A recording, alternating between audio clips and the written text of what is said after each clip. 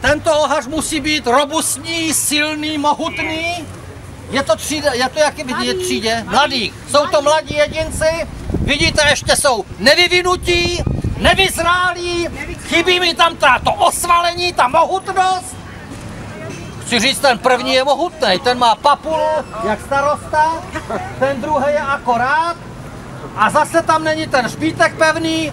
Ještě to nejsou hotoví jedinci. Proto se přehodíte.